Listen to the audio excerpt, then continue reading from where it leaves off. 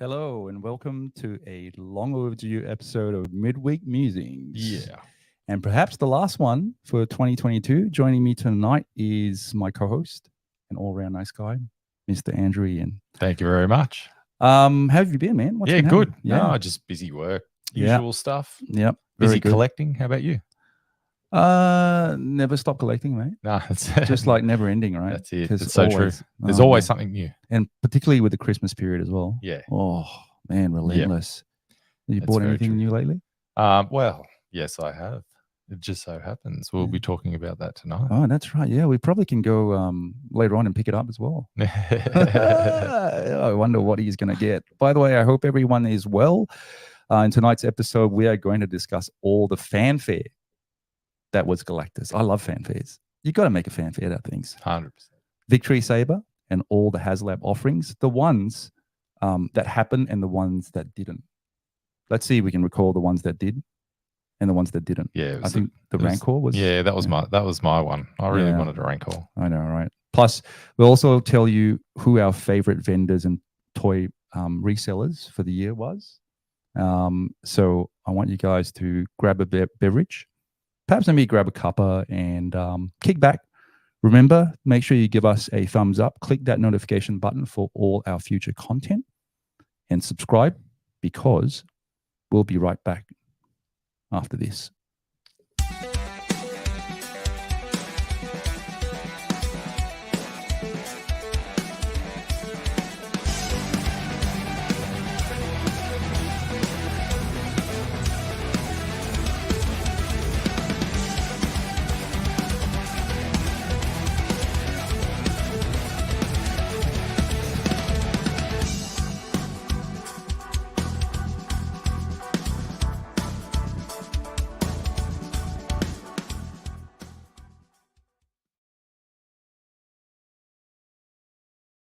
Hey, we're back.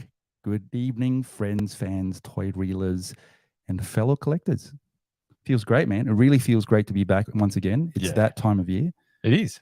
I like to say we share positivity. Yep. Love. Yeah.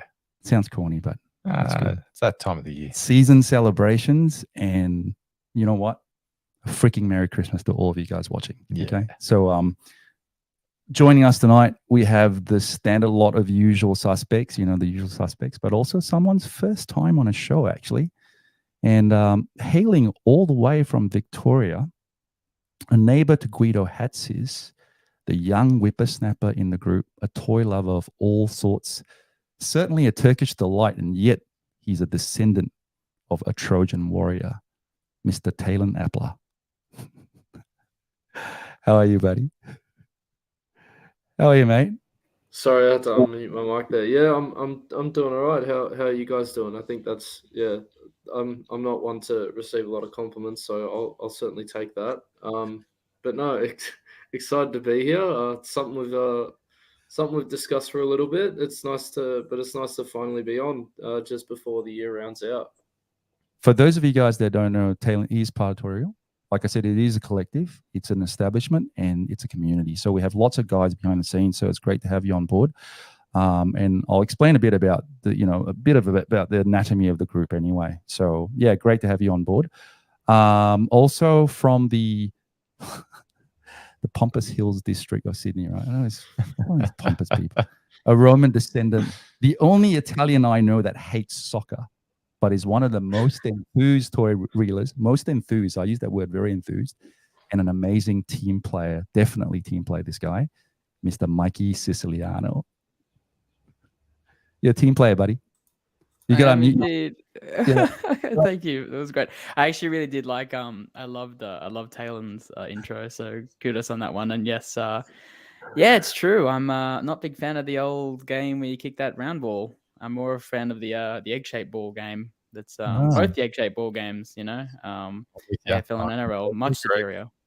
Yeah, egg-shaped. Yeah, I love it. Oh, is it egg-shaped? It's more egg-shaped than round than the soccer ball. So, I've been good. How have you guys been doing? Yeah, good. You are a Victory Saber specialist, right? So you can. I am the Victory Saber enthusiast tonight because I believe I'm the only one here that has one. Yeah. If another member was here, he would also be able to talk on this thing, but alas, he's not. So it's all falling on me. So Actually, a bit nervous on that, but we should be good. actually, 4 out of 5 people here tonight actually on Galactus, so we outnumber you. Yes, exactly. I'm the lone wolf that actually does not own the big horned guy. I guess. So you got the Victory Saber, but you didn't get Galactus. Yes. I mean, look. Yeah. I like Marvel Legends. I like Marvel Legends, but like it's not.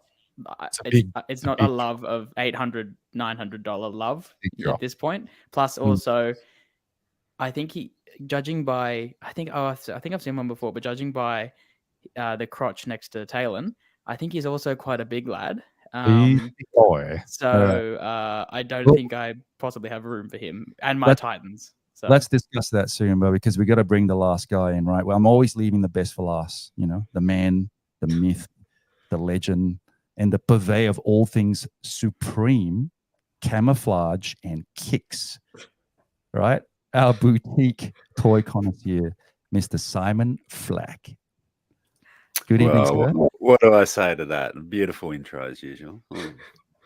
There's only one thing missing from that. What is it?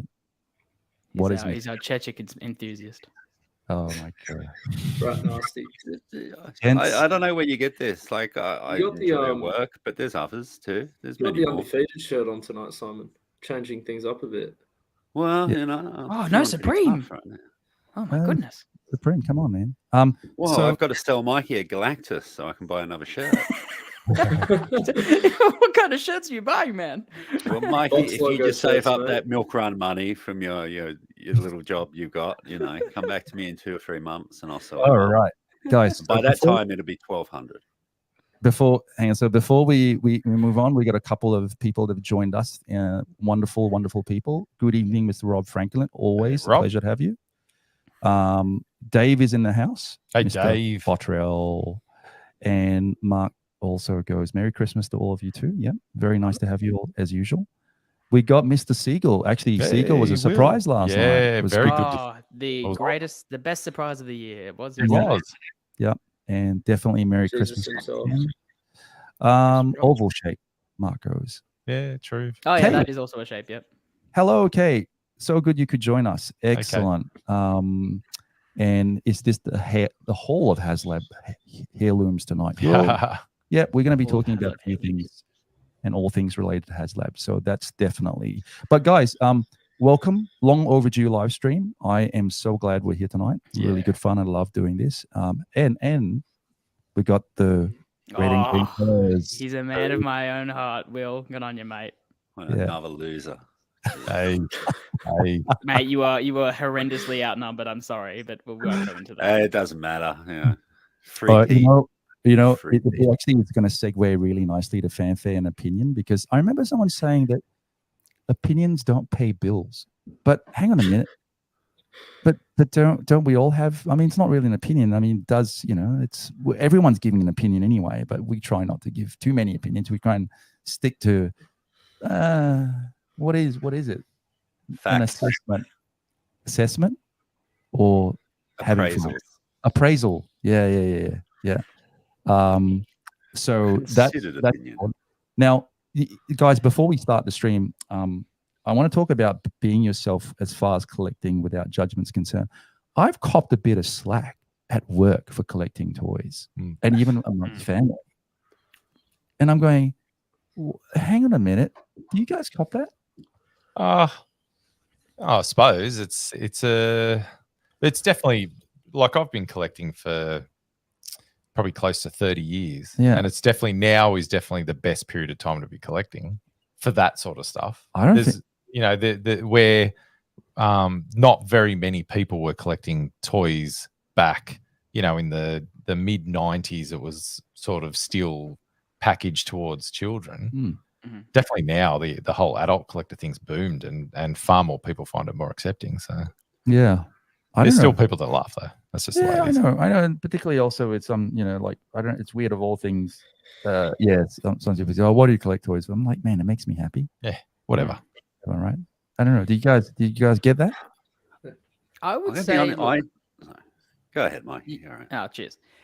Look, I'd say ever since, so maybe like as Andrew said, like early 90s. No, look, all of the 90s, and then like the early 2000s, maybe not as popular. But I think the thing that has helped kind of normalize this is just how many superhero movies and how many pop culture movies there are out at the moment. And it's kind of drawn people, like people who not normally think they were collectors, into it. And unfortunately, even though I really don't like them, the whole Funko Pop situation, everyone collects Funko Pops and they're toys. So like even my mate, like I have a mate who's not a toy collector at all and he has Funko Pops. So even though I think it's safe to say hardcore or even just collectors are not huge fans. Some collectors are, and it's fine. But like I think collectors, or most collectors don't really like Funko Pops, but they have had a good impact of bringing people who might not usually have toys in their life, having those toys in their life, and it's kind of normalized it.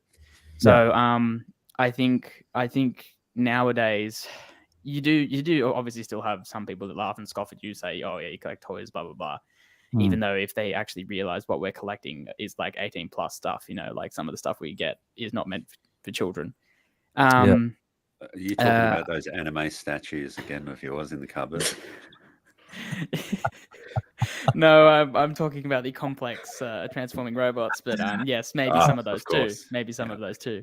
I think although yes, you will still get some people. I think nowadays it's a lot more common and accepted to collect toys, and I'm really grateful for that, because when I was growing up, it wasn't so, and I kind of had to hide it, but now I don't have to hide it, and that's actually a really cool thing. Yeah. Yep. No, gotcha. And I think say, I don't really talk about it at work. It's not the first thing I bring up. But if people find out, they find out. I don't give a shit. Absolutely. And all the people I know are collectors, so it's just like really normal. It seems weird to me not to collect stuff. Like my whole world is people like you guys, and like everyone collects stuff. Like they've all got their niches, and I don't know. I don't care much for normal folk. Yeah.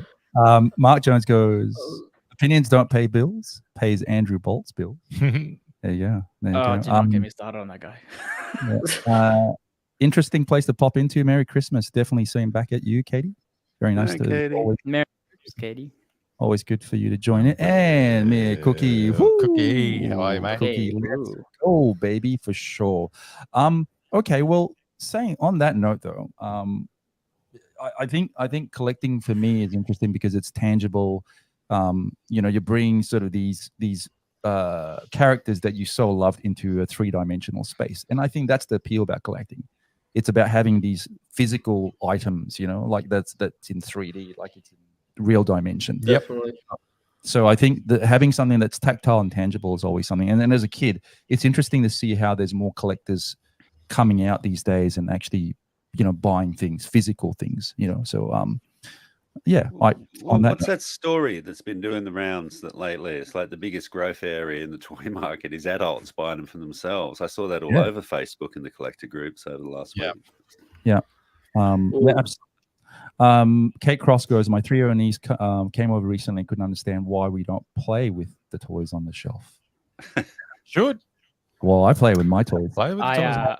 I regularly take down their toys and have a go at playing with them. So that's I guess it just depends on who's there. So I play with my toys definitely all the time. In fact, I take photos of them as well. It's pretty fun, man. It's like, can I just say, it's like our toy collecting is like, it's also like kind of art collecting in a way, because like we all love them and we all display them like they're art, but it's art that we can play with. Like your average painting collector can't take their painting off the wall and go turn it into a spaceship. But we can take our Transformers off, or we can take our Marvel, Star Wars, DC figures off and pose them around, and it's like a form of movable art, and it's fun. Nice. I mean, they are a bit like art in the sense where, the customizers, we have some that watch this show, obviously, featured on the show as well, and they are really, some toys are really a blank canvas to a lot of people as well. I think there was that Star Wars Black Series Boba Fett that released in that all white suit that a lot of people are using essentially as a blank canvas as the base for any sort of custom Boba Fett armor they want to create. Yeah. Well, and very. also, quickly, just speaking of art, it also appreciates and depreciates like art does. So, like, you know, you could go buy something, you know, and it could go up in price, and you could sell it for a couple of bucks next month or year. So, it's very much like art. All Sounds like a fine points. scalper All talk. fine points. All fine points, gentlemen. That's how I do it. Scalping. Actually, that's a separate, I think, topic. That is altogether. actually a really good topic that we should cover. That is Yeah, actually a I know. great I think, topic. yeah, maybe for another It's a day. can of worms. It's a Yeah. can of worms. But speaking of fine points, I think I wanted to bring one last point up before we start with the stream tonight, and that is team playing. I use a sport analogy, so I was alluding to the fact that Talon's on tonight, and I'm really happy to have him because people always wonder how many people are actually in Toy Reel. There's actually a lot of us. A lot of us are behind the scenes. It doesn't have to be the same 3 or 4 people. There's a lot of other guys that can make it and can't. So it's always great to have Talon on board. And like I said, you know, for me, I like to use the sport analogy. It's like a nice little team. You find a good bunch of guys, you know? Just on the subject quickly of can make it and can't, Mikey's Victory Saber buddy decided he had more important things to attend to overseas. Yeah, he did, didn't he? So, yeah, too busy having a life. Oh, how dare he? You know. Yeah, it's a shame. Yep. Let's have a look here.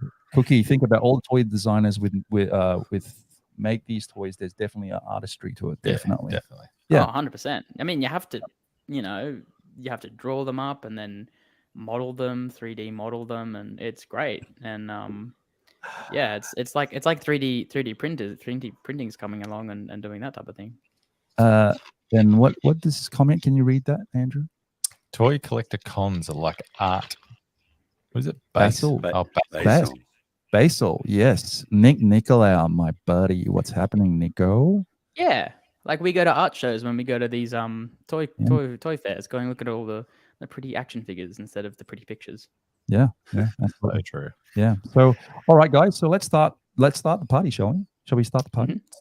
Let's do it. Let's do it. Now the question is, I'm going to allude to one question, but before we do that, let's talk about Ashtar, the Devourer of Worlds, the Life-Bringer, the Seeder of Worlds. Galen, our dearest old chap, best known as Galactus, is finally here. In fact, he came a long time ago. Yeah. He landed like ages ago, I think, before even Zing. We got Galactus. Yeah, 5 or 6 weeks ago. 5 or 6 weeks, right? And Yeah, then I think definitely.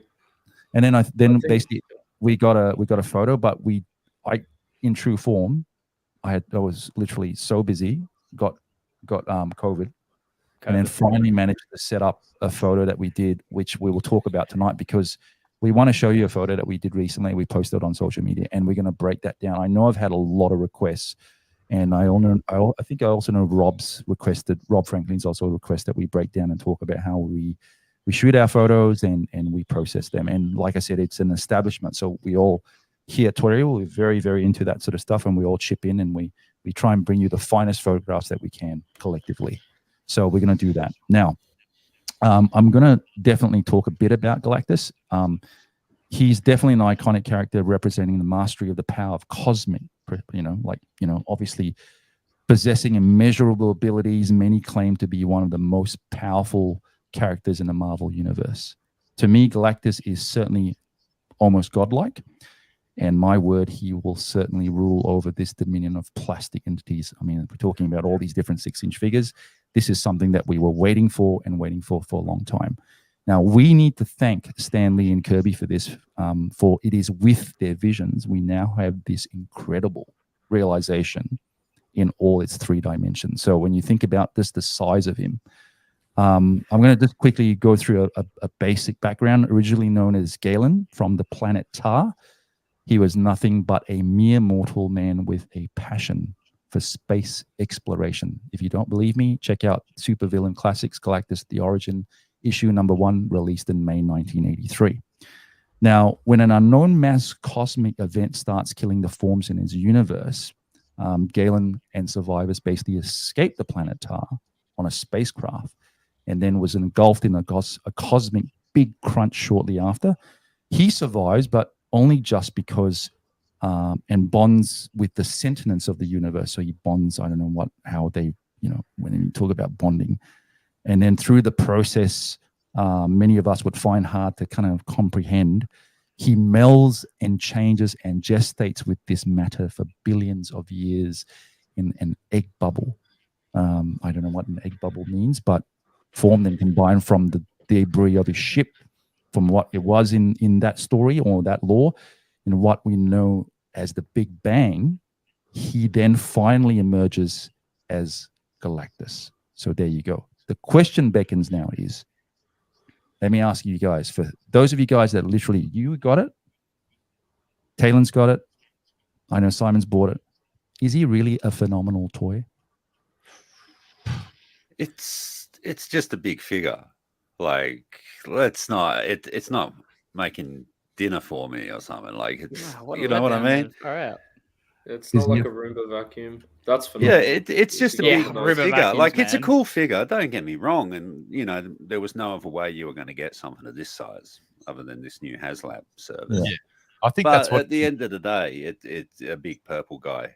I think that's what it is. It's the years of collecting the various Galactus figures that we've had on offer that have just not done it justice.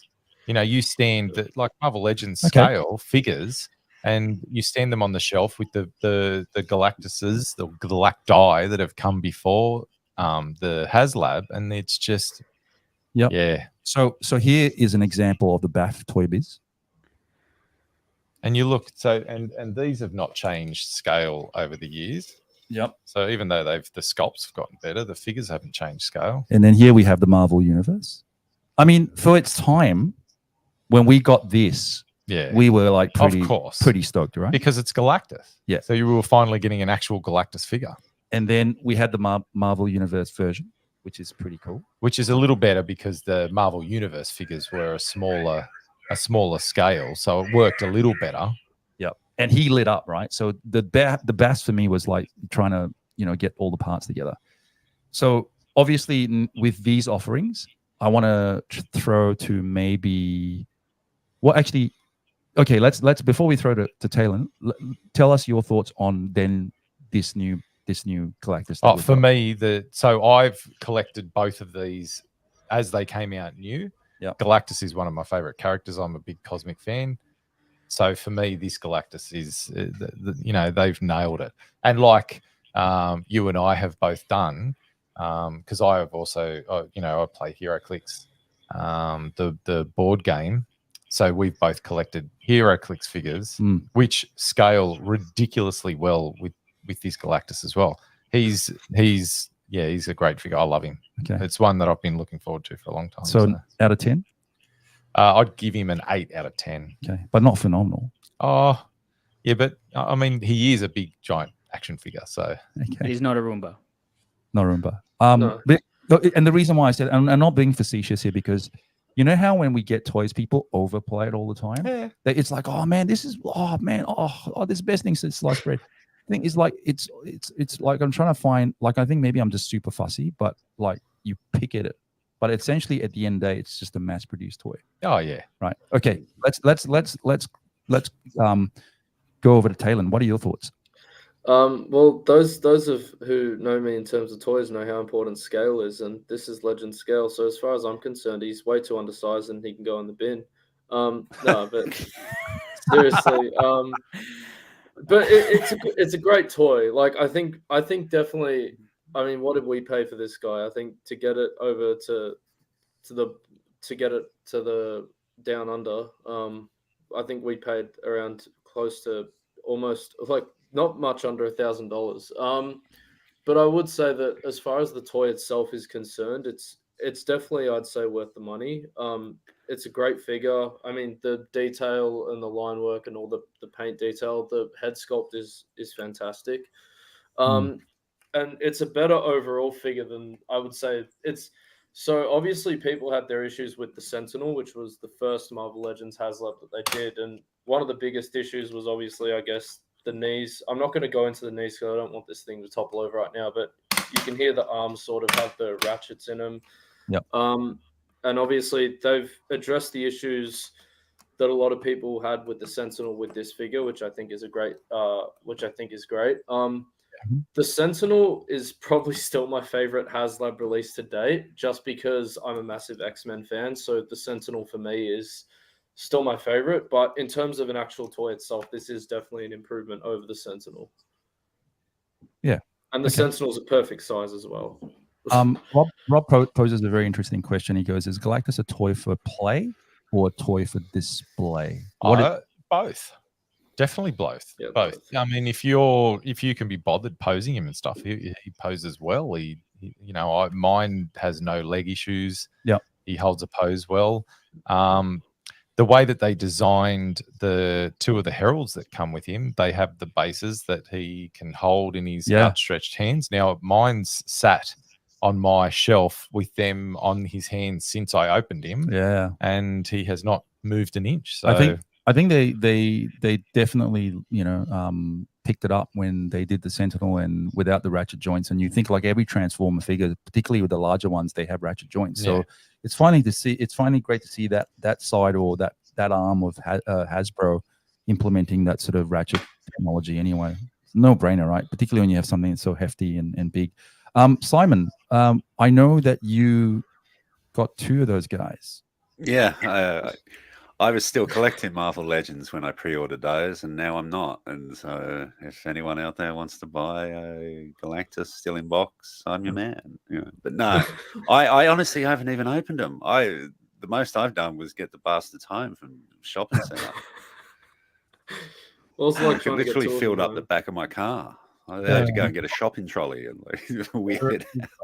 Well, but I will move to something else as well. I'm going to ask you a question in a minute, Simon, in terms of just the physical toy itself. But before I do that, Cookie goes, I personally love the look of the new figure. I know a lot of people wanted the classic Kirby look, but I think it works for the scale and price. Very good point. Mark goes, sliced bread isn't as good as it once was. Yeah. Depends on the brand of bread, I suppose. So, but Simon, having seen some of us with Galactus, what are your thoughts in terms of paying that sort of money for something? Because I know I know there's a lot of hype because I know everyone's been posting, going, I can't wait for this. The hype train was huge for it. Yes, absolutely. You had to build up. You had HasLab, doing their little videos, their behind the scenes. It's much the same with the Unicron or the Sentinel. Like it build up and build. They've got a job. They've got to get it over a certain amount of units. So they're doing everything in their power to hype it up. People get on board. They get invested in it. It becomes more of an event than just a run of the mill toy. Yeah, like if you didn't know about it and they were just like. You saw it in a pre-order and it's going to be on a shelf down at Myers or Kmart or something next week. You wouldn't have half the excitement about it. It's the whole event and build up.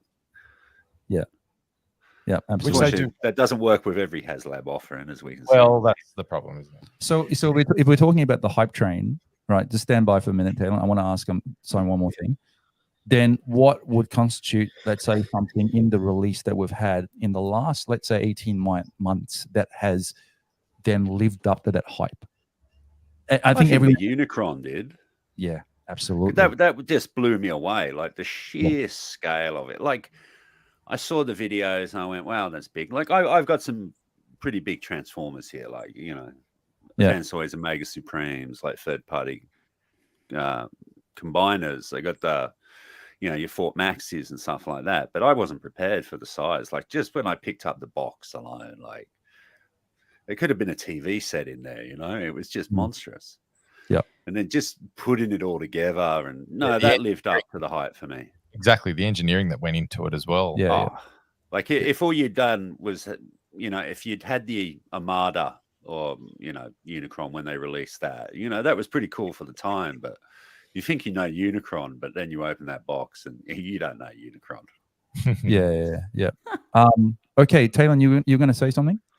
Just to sort of add to the hype thing a bit. Galactus is still to this day is the most backed HasLab campaign of all of them. It had the most backers behind it. And I think, as Simon touched on with Unicron actually didn't meet its target to start with. They actually had to extend the deadline in order to get that thing out. And I think a lot of people are thankful they did because most people would say it's probably the most impressive HasLab figure. Definitely the most impressive thing Hasbro's done when you consider, well, in a long time, when you consider just the size, the sheer size, and the amount of engineering that went into it. And I've seen Unicron. It's pretty unreal. Like, I'm certainly jealous. I know Mikey's got one. And yeah, he's that is an intimidating. incredible toy. I think he's it's just it's just good to look at, you know. It's just it's a big thing. Galactus is big as well, but the Unicorn is just particularly impressive, as you say, Talon, just because of the sheer engineering and the just the posability for such a big thing as well. And yeah, it's a really good HasLab, and I'm really proud to own that thing. We got a question from Rob Franklin. It goes, how's the quality of the design materials in Galactus? Are there any concerns playing or putting into poses? I'm gonna cue to you. What are your thoughts? Posing and moving it around, no issues so far. Yeah. Like I said, that I've moved the arms around when I first opened him, and then I've popped him on the shelf with his arms out, and he's not moved. The quality of the materials used, I think, are really good. The ratchet joints and everything work really well. Yeah. There's only one thing that I've found that I have to finesse is the faceplate. Okay. When you're swapping the faceplates out, my 13-year-old loves playing around with all of those sorts of gimmicks. So I'll come back and I'll notice that the faceplate's just not sitting quite right. So I have to finesse it in a little bit. So that's the only thing. But I mean, it's hard. A figure that size and the design the way they are. You can pop the head off and actually push the faceplate out that way. So that's how I found exactly right. So quickly, then going back to Payne, what's your thoughts on the quality and design of materials? Materials are good. Like I think Simon said, it's just a big figure. Like there's nothing, like obviously it's got a more premium feel to it, but the materials I don't think are much different. Obviously, like the paint, in terms of they spared no expense in that. In terms of posability, I would say the skirt limits a lot of that, so you can't really get him doing a Van Damme or anything like that. But so here's an interesting part, right? So if 4 out of 5 of us here have bought Galactus, Rob poses another interesting question. Any buyer's remorse? I had a small amount of that after buying Victory Saber because it was a lot of money for a display figure. So you know, at Toy Reel, right, when we do our roundtable discussions and we do midweek musings, we don't blow sunshine up people's asses and say, it's the best thing, man. It's fucking phenomenal. We like, honestly, let's just do a proper assessment. Thoughts? Would you have buyer's remorse if you, let's say, spent that $800-900 on the Galactus? You know how I collect. Yeah. I don't have buyer's remorse at all. Yeah. My only remorse is I can't open one because I got to sell it because now I don't collect. I had to move Marvel Legends on just because of the sheer amount I was collecting. And I have a number of Galactus. I had the coal. Yeah. And so Marvel Legends was the one that went. And yeah, I had these two pre-ordered whenever it was, so long ago now. Forsaken, thanks for joining us. I don't know what you said. What do you mean by see it through to the end? Sorry, Simon. Go ahead. No, I just had to see it through to the end, and that's it. Yeah. And, hopefully, I'll give them a good home to someone with a big bank account one day. Well, that's the thing, isn't it? It's still worth sitting on them. Yeah. Rob Franklin goes, any chance of seeing the two world eaters in a picture together? That would have been a good idea. Yeah, I know. Gotta clear out a bit of space for that. Yeah, we'll find something. I'm sure we'll do something. That would be an impressive photo, but like really hard to take. Imagine having like the Ultraman vibe where you have like, you know, both, you know, like, I don't know, two of them fighting or something like just. If I wanted to open them, I could do like 2 Galactuses eating 2 Unicrons. Oh. While a lone Sentinel looks on in the background.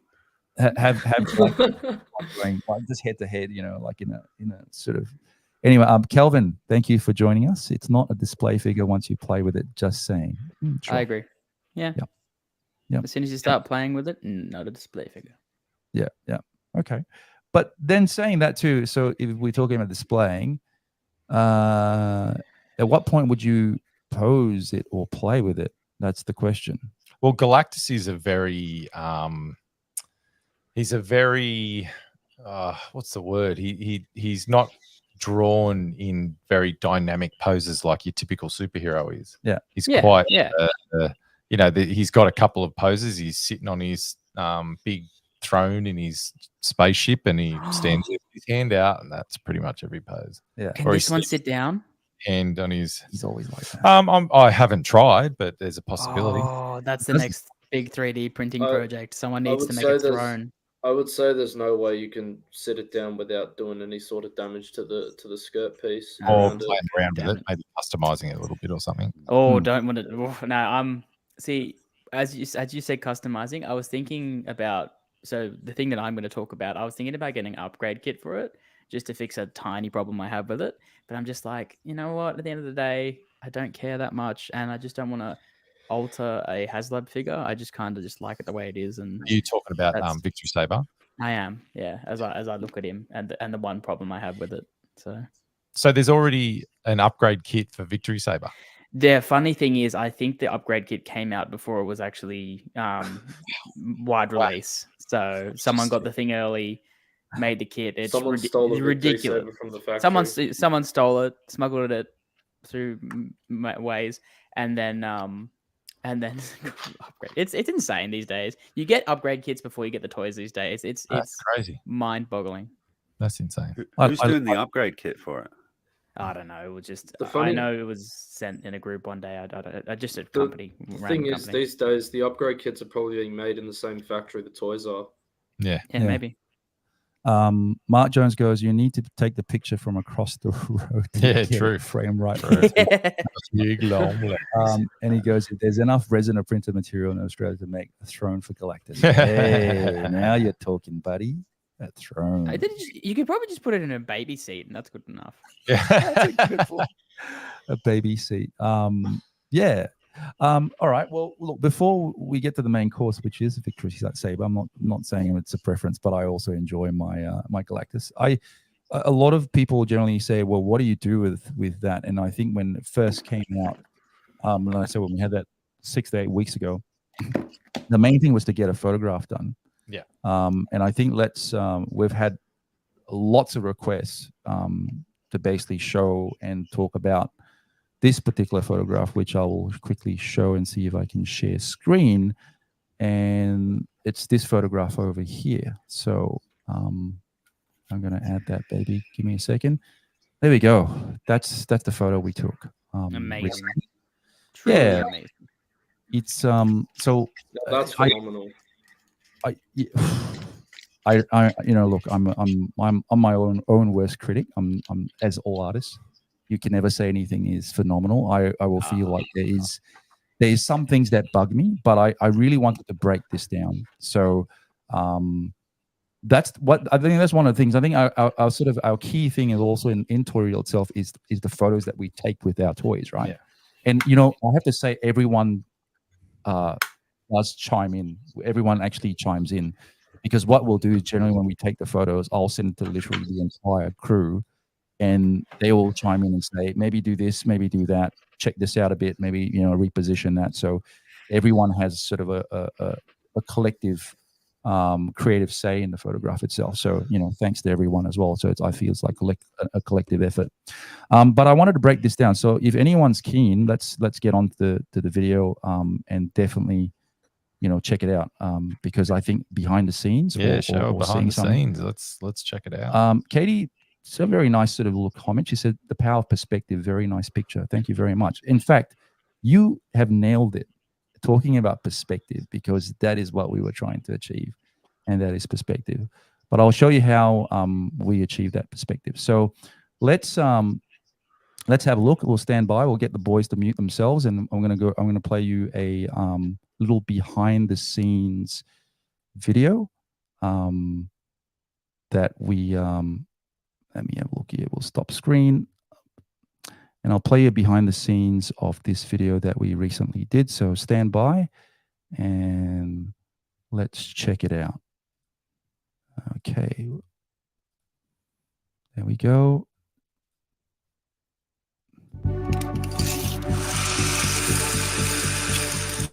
Hello, welcome toy reelers, toy fans, friends, and collectors. I am going to talk you through this awesome behind the scenes today on how we shot this awesome Galactus photograph. And I'm going to take you through the camera and lighting setup As you can see here, it's sort of like a orbital space station manned by humans. I'll show you what humans we're talking about in a minute. And basically it comes under siege by Galactus, and then obviously coming to the aid and rescue of the inhabitants and workers on this station. We have the fabulous Fantastic Four. So it's a pretty basic concept, really.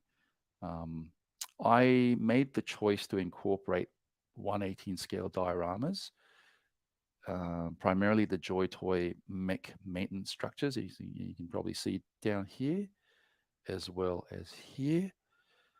And this worked in beautifully, in my opinion, with the Marvel Universe 3.75 figures. So you can see I have a couple of them here. Reed Richards, aka Mr. Fantastic, Johnny Storm in the clutches of Galactus, aka the Human Torch. I have Sue Storm, aka Invisible Woman, and in flight pose here, Ben Grimm, aka the Thing, and he's about to plow into Galactus. Not sure if he's particularly successful. And up here I have a Herald, the Silver Surfer himself. So you can see in this entire piece, a little frame storytelling of what's actually transpiring in the photograph itself. Now, down here is the figure that initially I was going to use a whole bunch of them for. And these are the mech maintenance crew kits that you can buy from Joy Toy. The main focus really is Galactus, as you can see up here. That's the main focus, right? So without overcomplicating the composition, several artistic decisions were made to kind of scale back the composition. So my initial layout was to have all of these crew personnel, there's about 6 of them in the B kit, either running away or collapsed or injured on the scene. But I later changed my mind because, it was very cluttered and busy. And as I said before, the main attraction here is Galactus himself, supported by the cast of the Fantastic Four. Now, this keeps the right amount of motivated activity balanced and shot, and it does draw your attention to this wonderful hunk of plastic. Well, so the sense of scale is very important, and that being said, I think the Marvel Universe figures were the go as far as choosing whether I would use 6-inch or 3.75-inch figures. I will at some point incorporate and use 6-inch figures, but for this particular piece, I wanted to use a smaller scale figure. The camera I'm using here is a Sigma FPL full frame high megapixel count camera. And mounted on that camera is the Lauer 24mm f14 probe lens in the Cine version. It's a wonderful macro lens. I think does a terrific job of minimizing compression, and the high f-stops keeps more details in focus.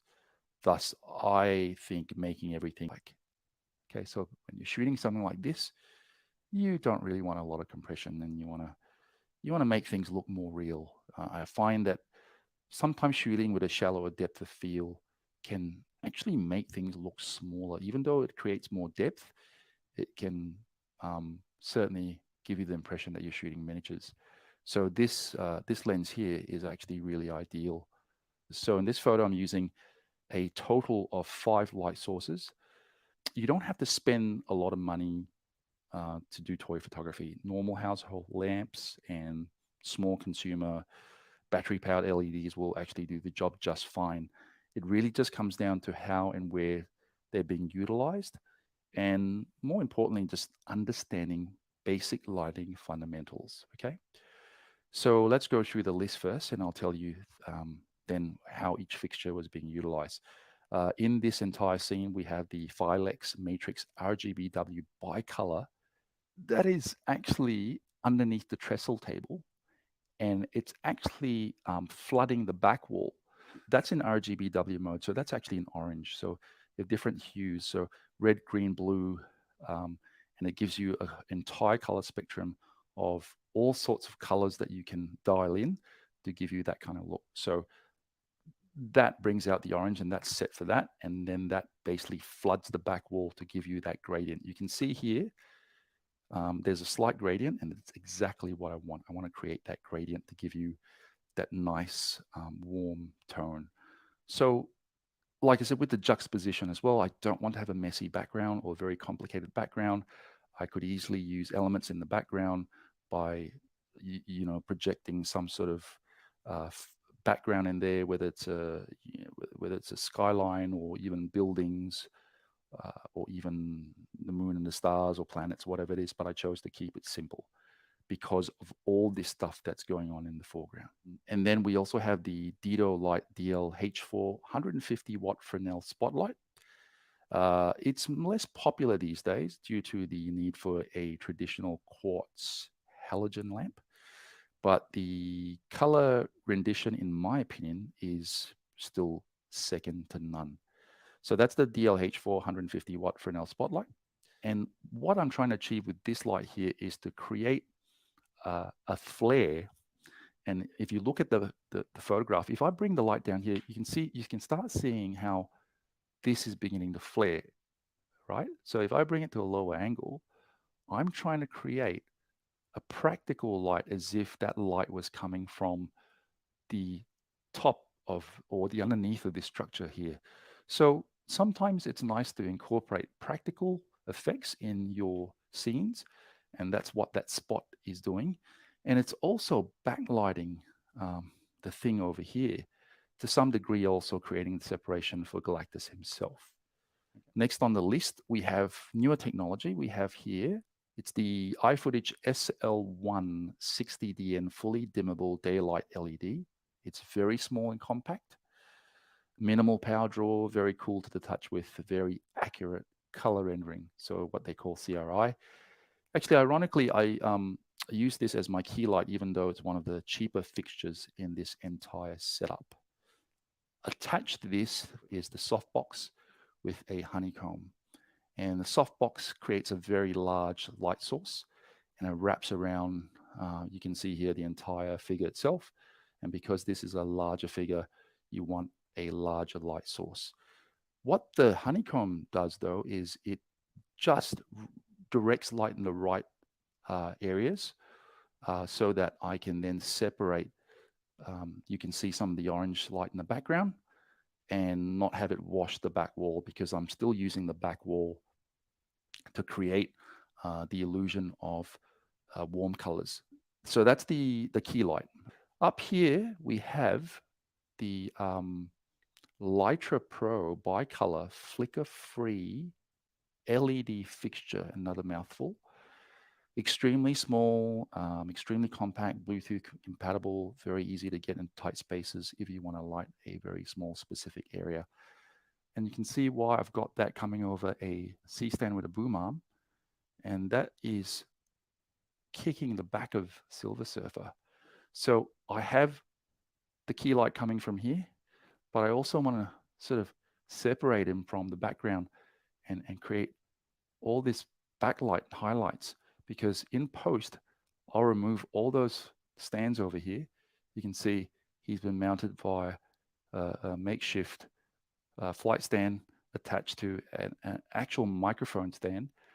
And what that light's going to serve to do is create the highlights, and then we're going to also composite some dust trails in the back, and also create some power orbs around his hands as well. So that kind of creates that effect. And last of all, I have here, down here, a very compact little guy. It's called the iFootage HL1 C4 RGBW compact light with adjustable color, lots of adjustable color temperatures. It's Bluetooth compatible as well. It's better known as a compact light for vloggers and content creators. It has 17 color effects inside, and also a magnet on the back of the fixture. So you can essentially attach it to any metal surface, and it'll stick on the back of it. So it's certainly very handy. As I was actually using the remote shutter controller. I use this so that I'm not actually physically touching the camera, and I can trigger the camera from here and take the shot. Because I'm shooting at a slower shutter speed, I don't want to be creating any vibrations on that camera. So what I did for the shot actually is hold this with my right hand, trigger the camera, and then up here, just to get the right amount of exposure on the right-hand side of Galactus, I was literally holding the light like this and throwing just a certain amount of light out of frame to fill in the right side of his face. So the main key light's coming from here. You have contrast, but sometimes your contrast ratios also have to, can be something where you might want to fill in slightly because you don't want this side to be too dark. So that's what this light's being used for. So, it's all the tiny little spot details and highlight details that you can add to your scene. There's so many fine details and so many interesting details and nuances in lighting that can create more drama and contrast in your image. The last thing I want to say is that I've deliberately chose a darker trestle table. There's several things you can do, and one little tip is if you want to light your shadows from underneath, then you certainly can use lighter colored trestle tables, and what that does is actually reflects light and bounces light upwards. But here I wanted to create, like I said, a lot of shadow. So by the same token, the diorama bases were grayish, sort of the tarmac grayish color. So I wanted that to blend in, but I also wanted to create negative fill so that I can create all these darker patches of shadow that you see on the figure, okay? And not necessarily fill all the dark areas. So that acts like a negative fill, and it blends in also with the diorama itself. Once again, thank you so much for watching. Like I said, click the notification button, like, share, write down your comments, give us some ideas in terms of what else you'd like to see coming up on our channels. All right, guys, thanks for watching, and happy collecting.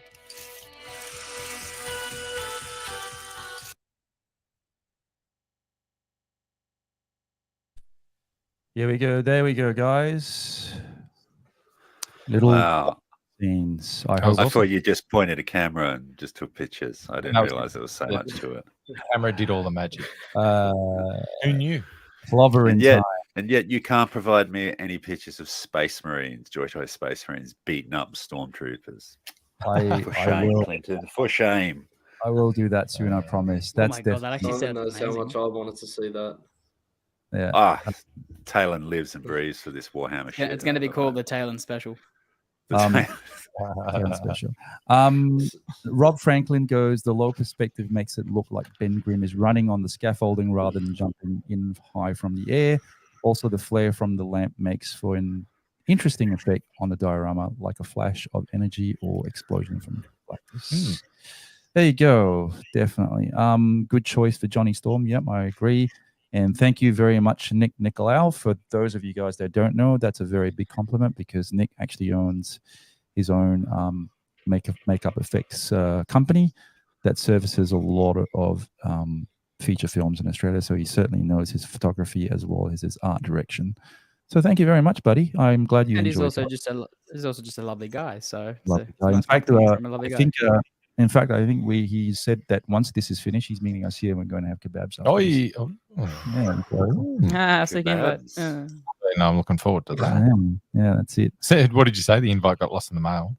Yeah, it must have. I think you've got an open invite, Mikey. You're yes, you do. You just have to maybe finish early and then just scoot down over here. What do you reckon? Am I frozen? Yeah, I think you're frozen. I have. Wall. or you're being used like a ventriloquist dummy. That's all right. I'll remove him and bring him back into standby. Oh, no. How's that? Oh, we don't have you. We still can you hear me?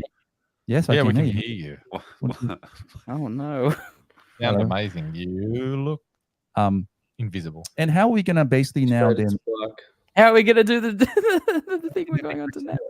Hey, we're gonna do Victory Saber. So yeah, I think that was. I mean, look. Oh there god, you go. There we go. that's not good. He's reset. He's reset.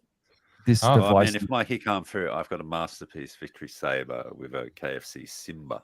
So I mean, the show must go on. Indeed. Very No, I don't think so. I don't think so. You're too kind. I was just stunned by my quality of imaging. That's what it was. No, His no. PC couldn't take it and blew up. Yeah, that's right. All of his equipment just froze and died because of how good your photo was. Nah, I mean, it's not like, it's sort of like a self-perpetuation thing, but I think it was good to offer something different to show how, because I know that Simon's always been telling me to, do some BTS stuff of photos that we've taken. That's fine, Mikey. Yeah, Stay you're on good, that. mate. You're good. Oh, he's gone again. He's not happy with it. No, that's fine. Look, before we go to Victory Saber, let's cross over to Simon and did you get a Victory Saber for yourself? Mate, you're asking me if I bought some weird retail toy? No. I thought it was great. I really did, but it's not in the scale I collect. It's as simple as that. You've got to make some hard decisions, when you reach a certain point in collecting. And as much as I'd like to support the HasLab model because I believe in it, and I think it's the only way we're going to get certain things. Like I'm all in on the HasLab His tanks. Yeah. I've done the Unicron, I've done the Sentinel, I've done the Galactus. The His tanks, I got a couple of those coming. So, I'm all for it. And I like to support these things. Sorry, something Taylor? like that, Taylor. Something like that. Let's not go into numbers. But no, I'm big on the Joe classified line, and it's an iconic vehicle for the thing. Yeah. If you build it, they will come. So if you buy it, they will sell you more. I have a quick question for Simon, as Simon is our resident sort of Joe encyclopedia. In terms of HasLabs going forward for G.I. Joe after the His tank, is there anything they can really do to sort of fit the classified scale? I mean, I got a lot of ideas on that. Like Joe had a lot of small vehicles, like what they'd call pocket money toys. Like not everything was the size of a USS Flag. Like I think they're going to have to release a Joe vehicle. I think a perfect one would be the Ore Striker. It really isn't much more than a seat with like a dune buggy cage around it. Like picture Beachcomber, but in green with a gun on top. I think that's a perfect vehicle. There's all sorts of little ones, like, even a water moccasin, the Stinger Jeep.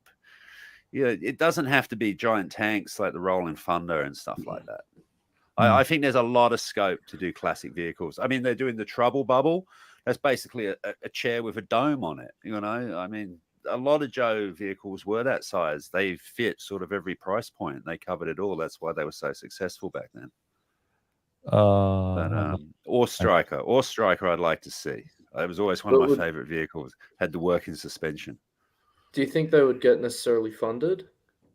Like a lot of them?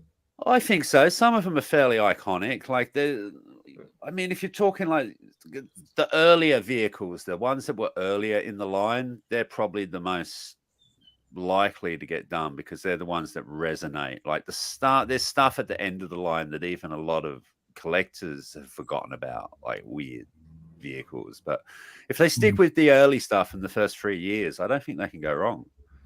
Yep, totally. Absolutely agree with that. Now, there's just a quick digress. Mark goes, this is why I stopped chasing a photography career myself. The gulf of knowledge from me to professionals was too large to bridge at my age. Mate, I got to tell you, never too old for anything. Yeah.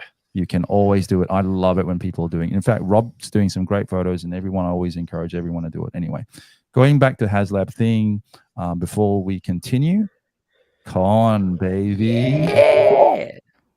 How are you, mate? It's good for you to join us.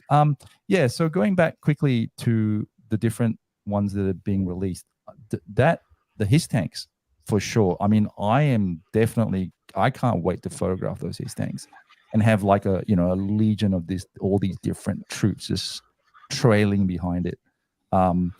Let's just hope that that's not the hype train and it's going to be it's going to be. It's going to be good. I like the addition. Like, obviously, one of the additions that they didn't have on the Classic is that troop carrying potential. Like, because I know between you and me, we got a fair few Vipers, and like, you start talking about photos, you get it set up, you know, for yourself, where like the Hiss tanks just dropping guys off. They're running into like a hail of bullets out of the back of the Hiss tanks, and you can picture it now, and it's going to look good.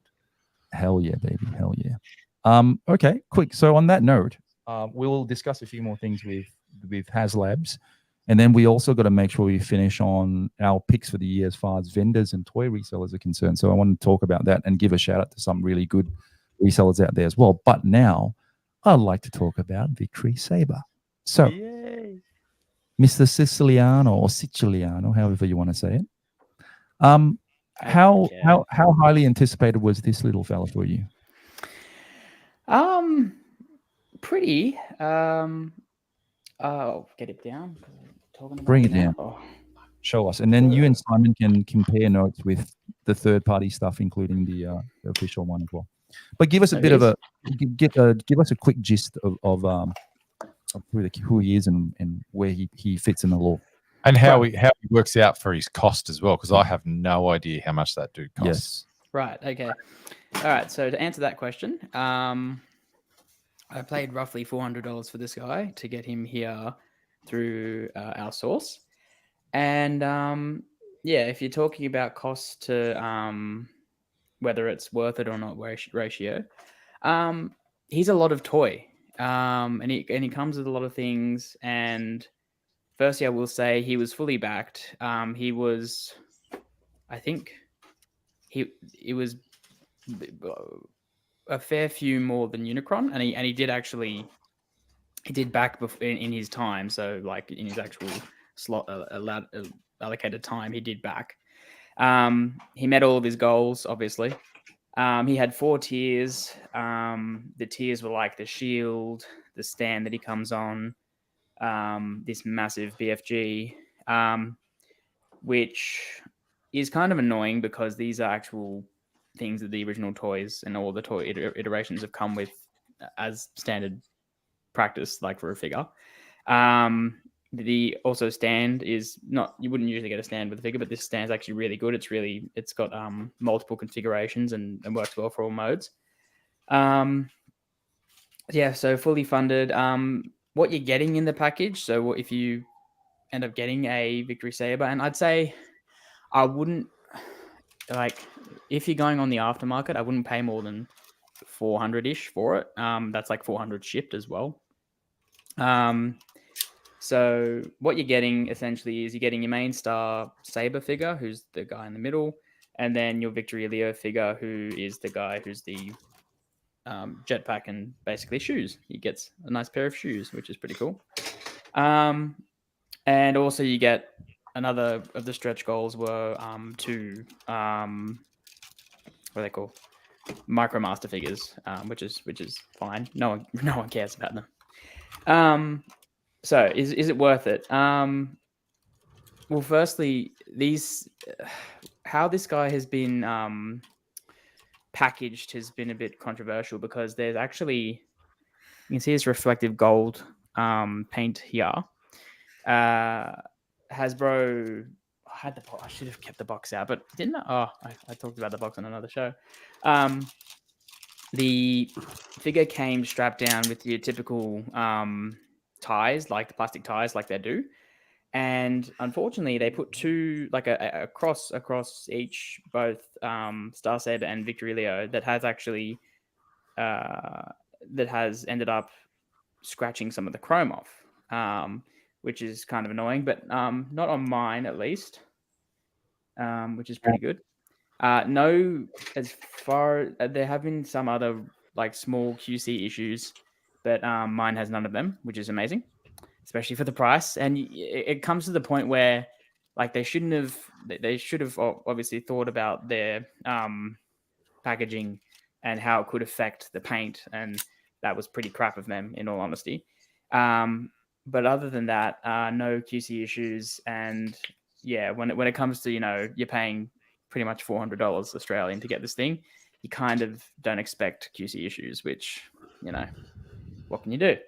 But yeah, so you get your standard Star Saber toy, who then has the little guy that comes out of his chest that makes up the chest section, who is Saber. And then of course you've got the Brain Master, who is who makes Saber's head, and then you've got Victory Leo, who's like a lion spaceship guy. If you're talking about character wise, so Star Saber, the guy, just guy in the middle here without the shoes and the jetpack, he's basically the Optimus Prime of a series called Transformers Victory. So he's the leader guy. And then Victory Leo is actually, I learned this the other day, Victory Leo is God Genrai, so the actual Optimus Prime of that universe. He was injured in battle, and then he was rebuilt as Victory Leo, and then can combine. And it's confusing to me. All it really does, all this combination actually does, is again, it gives him shoes and a jetpack. The only real advantage it gives him are these two cool guns over his shoulders. And which comes to my only real gripe with the figure is, as you can see, these guns are hollow. And every mode that Victory Leo, you either have all the modes you have him in, you will see, except for maybe the like combined spaceship mode, you will see these gaps. And I mean, I get that this toy, this is essentially supposed to be like a closer to a standard retail figure than a masterpiece, because as you say, there is a masterpiece version, but apparently that's not as well regarded as this figure, unfortunately. And also there wasn't a Victory Leo that came out for that, but then you could get a third party, whereas this comes together and is awesome in my opinion. I just want to quickly comment. Both Star Saber and Victory Leo are solid figures for their size. Not a lot of hollow parts. Speaking of hollow parts, other than the gun. Well, like only they're the only parts that are hollow. Like, so to be fair, he's right. There's not a lot. There's not a lot.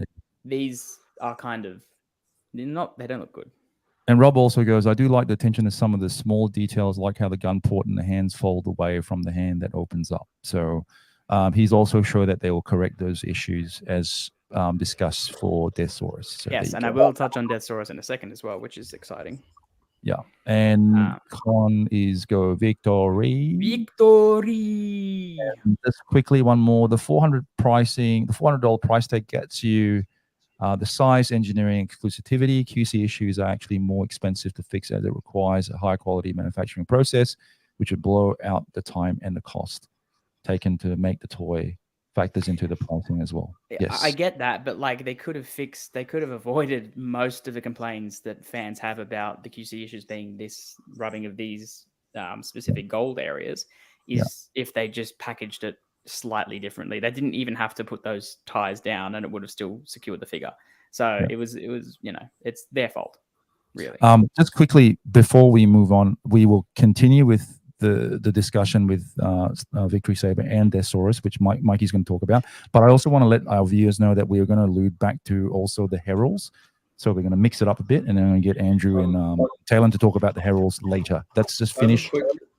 I have a couple quick things to say on Victory Saber. That about this being higher regarded as a figure than the Masterpiece one. The Masterpiece one did come out a good while ago, I think. It was the time when it was, I believe, just after Ultra Magnus. And Ultra Magnus, now a lot of people would say, is a little bit outdated because Ultra Magnus was after that first Bumblebee they did, who's gotten an update now, and we might even get an update on Ultra Magnus at some point soon. But a question I had for Mikey quickly, I guess he could also answer it later, is since getting this figure, how much of Transformers Victory have you watched? And obviously with them doing Deathsaurus, and I imagine you're getting that as well. Do you feel inclined to watch the entire series? Great question. So I actually have owned Victory before, the series. I tried watching it and was unsuccessful. Look, I personally, although I love Transformers and everything, I'm not a huge anime fan. And it's more anime focused, those series. Also, the dubs of it are pretty bad from what I watched. Like I tried to watch Headmasters and Victory, and I just couldn't do it. It doesn't really bother me though. Like I don't feel like. So I don't feel like I need to watch the media of everything I collect, you know. So if I just like the design of something or something, you know, I'll just buy it and display it and just have a good time with it. For example, like I recently bought a Iron Man 2020, and I have no desire to read the comics. I just really liked the design of that Iron Man, and I just thought it was really cool. So I mean, I get that, just like, but I did try, so I did try. But I don't feel like you need to. And I like, there was what, over 26,000 units made, and are owned by people now. And I would say less than half have probably actually seen the series and have just saw the figure and just like, hey, that's really cool, and I want that.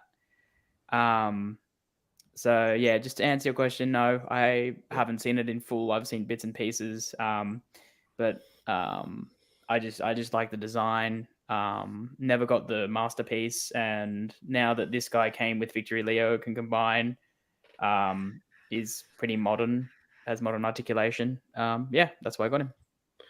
Con goes, I have the MP Star Saber, and he's a bit flimsy, but looks nice. I see Simon about to haul something up there. I'm very curious what he's got. That's Masterpiece Star Saber. I will say, just like Talon says, it is showing its age. It's a different era of Masterpiece. Yeah. I'm going to be honest, he's stood on a shelf for probably, like 7 years. Looking he's old. Pretty cool. I want to say he came out longer than that. Like, his release was before he's that. early, like just after the scale change, I think. Yeah. And of course, there's the KFC Simba, the Leo. And I tell you, the two of them together, it's a fragile nightmare. That's why I've done it once or twice. It's literally, it gives him a giant pair of shoes and some wings. So Simon, you say fragile nightmare. Can we camera back on me? Yeah.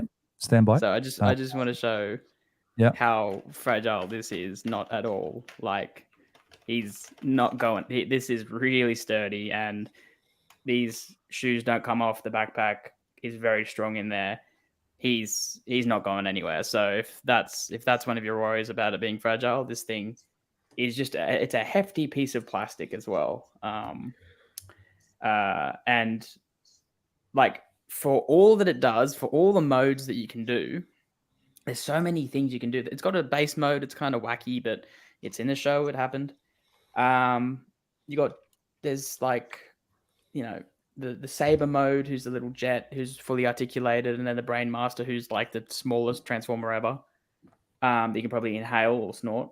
But then it just all comes together and just displays like awesomely. Like he can. This is everything it comes with, bar those blast effects, which I'm not a huge fan of, and I've just left in the box. They're still tied down to the box. But this is pretty much everything that comes with it, bar those two Micromasters, who I will put around him when I'm displaying him. But hefty chunk of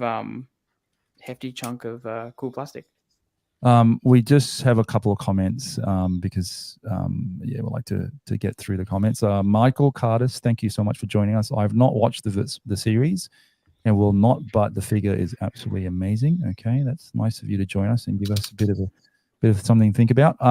Con goes, I agree with Mikey about the dub of the Japanese continuation of Headmasters, but it did give us a glimpse into the Battle Beast. There you go, Mikey. Yeah, that's true. Mark goes, does that mean I have to buy a Formula One Red Bull now? Well, why not? Why not? Why not? Why the hell not? You can afford it. Yeah, exactly. And Brett also tonight, thank you, Brett, for joining us. I'm so disappointed in Star Saber. Thought it was going to be a kick-ass lightsaber. Oh, God. Yeah. No. No. Yeah. It's a Transformer. I know more of the version of Star Saber we say in the IDW comics. There we go. Yeah, and he's a good stand-in for that as well if you want that. So, you know, There you go, Simon. Con goes, I love my KFC Simba. Yeah, baby. Oh, it's not a bad figure, but again, I feel like there were compromises made to get the engineering to fit in with the masterpiece. I'm sure someone will have another crack at it one day. Yeah, go ahead, I noticed when Simon had the two of them together, that KFC symbol looked like almost like it was bigger than Star Saber, which I believe in this Hasbro Victory Saber release, Victory Leo is significantly smaller. That is true. And the scale is supposed to be, they are supposed to be closer, you know, head to head. I mean, okay, he's a little bit shorter, but he's certainly a lot beefier, you know. Yeah. So that is more accurate than the third party. You'd say Victory Leo. it wouldn't have made sense to have it any bigger because then his shoes would have been gigantic. And I think it just worked out well this way. Mark Jones goes, platform shoes when you put them together. Mark Jones goes, we need HasLab Centurions. If that happens, there's always what was that company who was doing them? The unofficial Centurions. They are called Ramen Toys. They're doing the masks, the not mask stuff now, and not Marshall Bravestar and not Silverhawk. Did Hasbro take over Kenner? And was it Kenner that did Mask? Yes. So Hasbro could redo Mask then? Well, yes, please. That would be cool. Who knows? I might jump on that if they. I'd even get in on that. Oh damn! Oh damn! I think they still got the Taskmaster. In the G.I. Joe line, they released a matte tracker at one stage in G.I. Joe scale on a G.I. Joe card.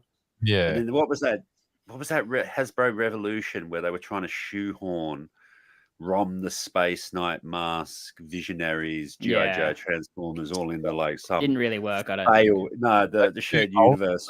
Old school Mask but updated. Like they've done with with the G.I. Joe classifieds. Yeah, imagine that. But anyway. But that's the vehicle line. Like you have to have the figures small. Yeah. I hear cops. Like the 4-inch G.I. Joe line. Someone's coming for Talon. Even then, like it wouldn't be so hard. They could update the articulation and the sculpts for the smaller size figures and then do the vehicles. That would be, man, that would be awesome. If you moved it to 4-inch, you're still talking about a fair amount of shelf space at retail to put the vehicles in. Like, I don't know if retail is really interested in box vehicles so much nowadays, as opposed to just small figures they can sell through quicker. Totally. It's just the realities of retail now. Andrew and Matt from Keep On Collecting. Hi, Toy Real guys, watching for a little bit. Glad you can join us. We're going to have to do a little toy collab soon with the boys and Toy Nerds and Keep On Collecting and Freaky Deaky Toys and so on and so forth. So yeah, thanks for checking the stream out. Hope you guys are well.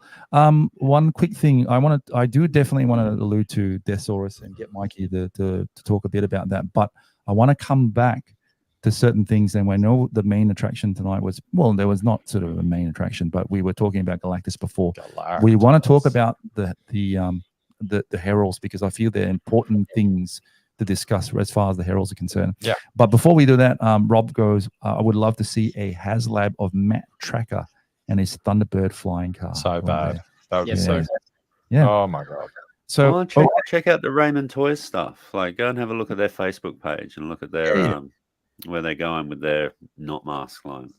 You call it Raymond, we call it ramen. It's ramen, like ramen noodles. Yeah, ramen. I think Ramen that's where noodles. Raymond Noodles. Raymond Noodles. He lives down the road from me. He's a good guy. Everybody loves Raymond. Okay, a few of them around now. Let's come back to the herald. So we went through Galactus tonight. We showed some awesome behind the scenes photographs, but the one thing we didn't really talk about were the heralds. And I think it'd be safe to say that now that if you wanted to buy Galactus, these are the individual figures you have to go out there to complete. And then again, there's a debate about who really were heralds and who were not. So let's talk about that. So Let's go, Talon. Who are the heralds? How many heralds have you got in front of you right now? So what I've got in front of me is all the heralds that released this year. So the first one, actually one of them released a long time ago that they revisited this year. We'll get into that in a second. The first one is the Herald Thor, which I don't have the lightning effect on the hammer. I couldn't get that on, but this is a really good figure actually. He came in the controller builder figure wave. Maybe even the best figure in that wave, if I'm being honest. I agree. Yeah, this is how Thor looked when he was in his Herald of Galactus form. Yep. I believe there might have been another comic series or story where he might have had this same look, but this look is most known for Thor when he was a Herald of Galactus. Talon, is he got a monobrow? It's like a forehead. It's like a Tiara. It's like a halo of some sort. The tiara. Yeah, It's it's a a tiara. Yeah, certainly a unique look for Thor, obviously. And he came with He'll a couple always ravens. be monobrow Yeah, for so me Clinton's now. got him there as well. He came with a couple ravens as well, which I think those ravens are tied to the other storyline.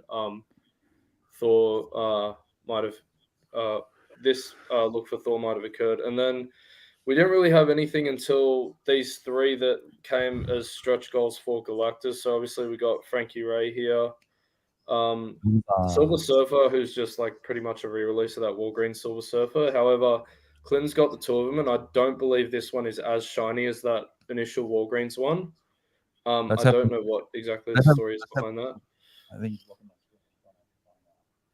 there we go. Then we're gonna look at the two differences. So one's greens and one's the this is the Galactus. Yep. That one's the Galactus. That one's the Galactus. Yeah. This one's A the different head sculpt too.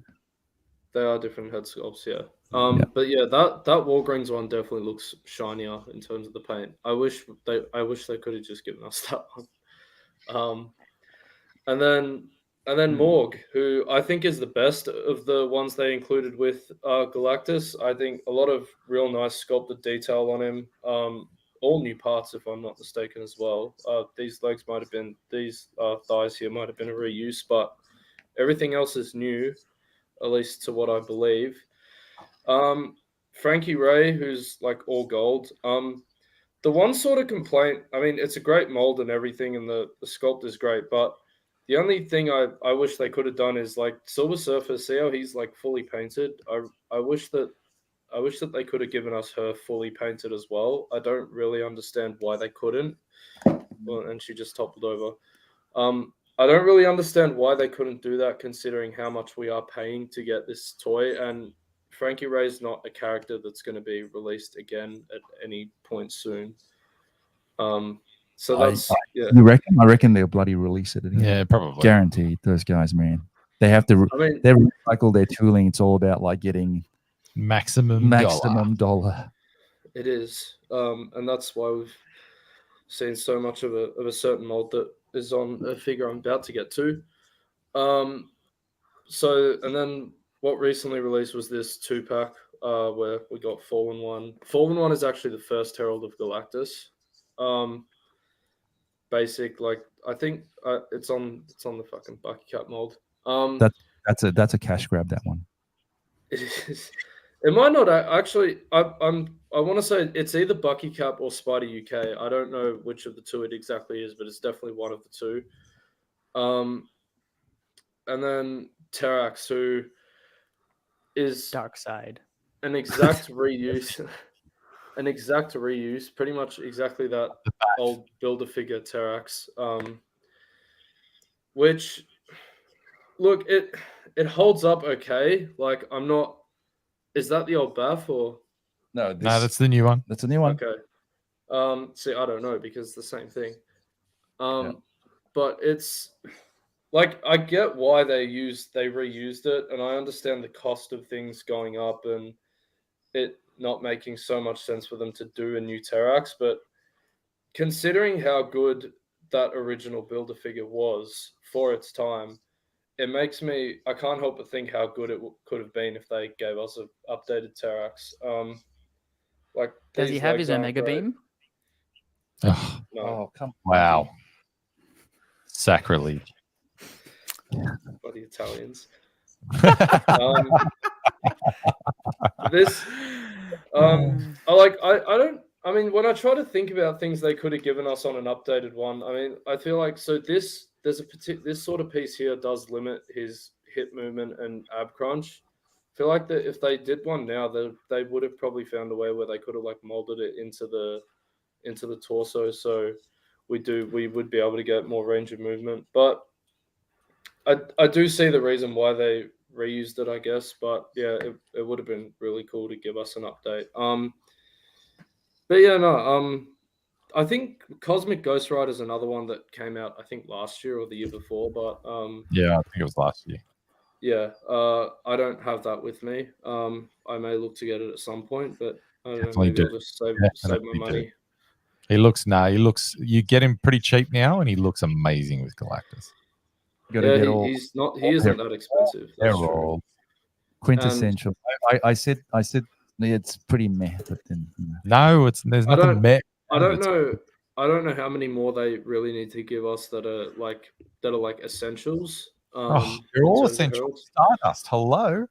I mean, you got Stardust is the only one that really comes to mind. But Stardust. Oh my god. The Destroyer. Airwalker. He's another one. Yeah, Airwalker. Airwalker as well. Yeah, they definitely need to give us those two. Stardust. Maybe those two will come in another 2-pack of some sort. But yeah, it's a lot like the Sentinel campaign where they did go back to a few X-Men stuff before it. I think that Tri-Sentinel Build-A-Figure came out just before. And Firelord. I don't have Firelord. That escaped my mind, actually. That's one that released this year that I don't have with me, but I've got him on the way. That's actually quite a nice figure. It is tasty. But I haven't. Yeah. That's another one that released this year. But yeah. Maybe Stardust and Airwalker in a 2-pack of some sort. I feel may come out. Something. Costa. Actually, Rob made I was gonna say Redshift as well. So don't forget Redshift for sure. Definitely Redshift. Hey? Okay. Well, so do you think they'll release the others? Speaking of Redshift, and I mean, I don't. I mean, what are they up to? They're up to 8 official heralds now. I don't see why not. Why wouldn't you? A good invisible kid as well. So let's go through the list. We have the Fallen One, Silver Surfer, Airwalker, Firelord, the Destroyer, Terrax, Nova, Morg, Redshift, the Invisible Boy, Stardust, Annihilation, Hunger. And am I missing anything else? But you see, what about Cosmic Ghost Rider? Oh yeah, Cosmic Ghost Rider is definitely a herald. See, yeah, okay. Was. But there's. I feel there's a certain window you can bring him out. I don't know. I feel that this is how the guys at Hasbro are kind of looking at it. There's got to be a certain window within the time of this Galactus release that they can release those heralds. Otherwise, I don't know how much sense. Characters. I don't know how much sense it would make to bring them out. I mean, they may trinkle some of them in Build-A-Figure waves going forward, but I think with the way Marvel Legends is going, I don't know necessarily how many Build-A-Figure waves we're going to see going forward. I think they're going to revert a bit. I think we saw it this year. They're looking to revert a bit from it and just go with more deluxe releases. I think Andrew or Matt saying I'm going to show their age and say that they still love their old Toy Biz Marvel figs. I mean, you guys love your vintage stuff, and I applaud you. So there's nothing wrong with. In fact, the Toy Biz Marvel figures were freaking awesome at the time. I mean, there are some Toy Biz figures I would say still fit very well into Marvel Legends displays. I know for X-Men, I kind of like that Toy Biz. I like that Toy Biz Pyro, if not just as much, if not more, as the most recent one they released in that. I think it was a 2-pack. It was a 2-pack, with Rogue. The old MODOK was 2, wasn't he? Yes. I love that. And that old MODOK, until that recent release of Hasbro's one, that stayed in collections forever. But he definitely holds up. He's awesome. Yeah. Okay. Well, on that note, with heralds, I think we covered pretty much a lot of it. I'm hoping we'll see more because now that you have the big fella out, You Hope just so. you need to bring all the other plastic minions out for sure. Just get them on HeroClix form. Yeah, well, Oh, that's the thing. So I've got the Galactus HeroClix, Yeah. and I've collected and they've brought out Stardust in yeah. the HeroClix. Yeah, So HeroClix has covered a fair amount of that Marvel universe. So I'd be surprised if most of them, if not all of them, have been done. there's I don't think there's a Red Shift. I'm pretty sure they've done Airwalker. They definitely did the Herald Thor. The HeroClix of Herald Thor looks amazing. Well, I mean, Mark was saying the second Airwalker, definitely the robot clone. We get that. Actually, Rob, quite pertinent question here. How's the Doom head mold for the Galactus body? It would be cool if they made a Franklin head mold for the Galactus body, just for the Earth X version Galactus. Yep, very good point. Yeah. I don't know why. I don't know. Just Doom head. I mean, surely with the tooling, how much do you reckon the tooling costs? 120 grand, 150 grand just for that freaking head? I don't know. They could have given us something else. I don't know. I don't know why they did that. Anyway, on that note, before we get to Deathosaurus, because I want Mikey to sort of talk about that in sort of coming up in terms of what we're expecting. But I want to quickly go through before we get to Deathosaurus about our toy sellers and vendors of 2022. So, any thoughts? I want to give a couple of shout outs to a few people. First, Toy Nerds, good guys, Ryan and Draz. Good bunch of guys. I love them. They've been around for years. They've done a lot of content. They're also very good vendors. So definitely Toy Nerds. I think we recently purchased a few things from Toy Nerds. I think Talon got some neutrinos from them. I did get the Draz was able to. Draz was very kind enough to sell me his neutrinos from his personal collection, which I've been hunting pretty much since they released this year, because in Australia they weren't particularly all that well available, all that readily available. Pardon me. But yeah, Draz came through, gave me a really good price on them, and I think I'm very excited to get them, and I think they're definitely gonna be one of my top toy releases. That Naked Ninja Turtles line is so good. Like all the figures in that line just look like they jump right out of the screen. Let's stay with vendors. Okay, so definitely Toy Nerds deserves a shout out. They're two great guys, two good collectors. Also, I actually bought a custom crate from Toy Nerds. Actually, I was so chuffed about that. Nice. We got. Is it Lenny? Yeah, it's Lenny, right? Lenny the Grub Weasling. Yeah. And then recently I got from Freaky Deaky Toys, Deaky himself, who is another really good vendor and toy reseller. They're really good. You know, those guys put a lot of work in terms of branding their business and so on and so forth. So I got another crate from him as well. And I think we settled on Larry. We haven't quite got the name yet, but you know, that was. I thought you were gonna go with the Dolph Putin. Jerry. No. It was Jerry. Sorry, it was Jerry and Lenny. So there you go. So father and son, but like I said, Jerry and Lenny. So what about George and Lenny? Actually, George is pretty good, but I think everyone decided Jerry was good because, you know, like I said, Jerry dropped Lenny a few times on the head. So, you know, anyway. So those are my two mentions, and I got to also say, okay, and any other mentions for toy resellers, good vendors. TF Toys.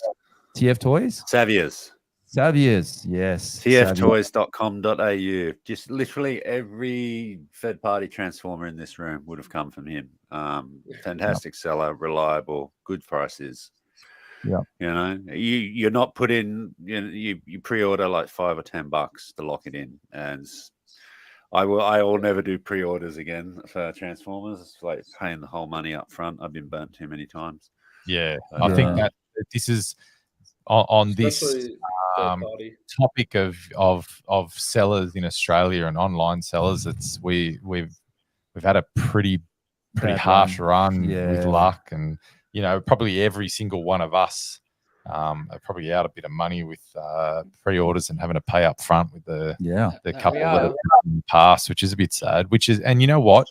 I feel sorry for the guys who are left behind that are genuine, that are trying to do the right thing. That they're trying to keep their businesses going, and definitely I don't pay full price up front anymore for pre-orders.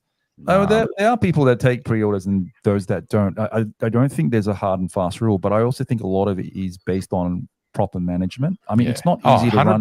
Not easy to run a business. Absolutely. I definitely support also businesses that, there's a lot of it's like a dime in a dozen. There's so many vendors out there, right? But it's what ultimately really does constitute good service, because a lot of people they rant on about community and service, but they have no fucking idea what service and community is.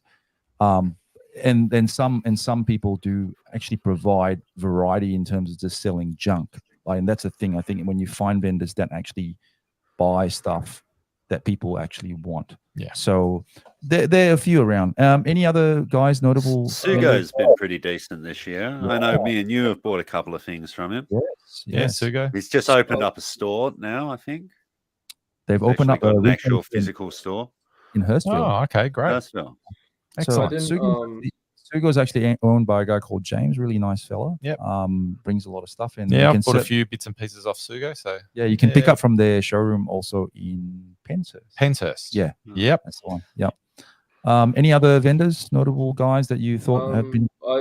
I haven't bought a lot this year from local vendors, as most of my stuff has come from a private source. But I will give a shout out to a local Victorian one. I'll give a shout out to Angel Grove, run by a fella named Phil, who does a lot of good stuff looks after the Marvel Legends collectors a lot, as well as any of the 6-inch lines.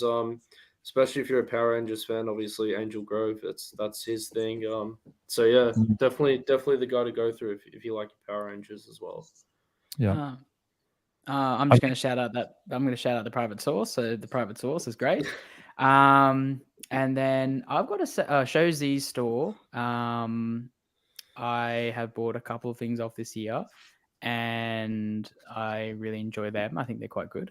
But Show Z, but they're foreign. They're not Australian. We're not talking about foreign. Sorry, my bad. Well then, there's one guy we definitely got to give a shout out to, and you agree with this. To me, he's one of the best toy stores in Australia, the best vendors.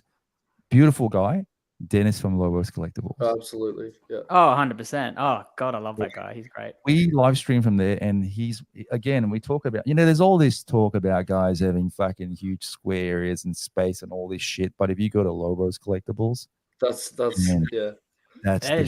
of the best toy stores I've ever been in. It's stunning.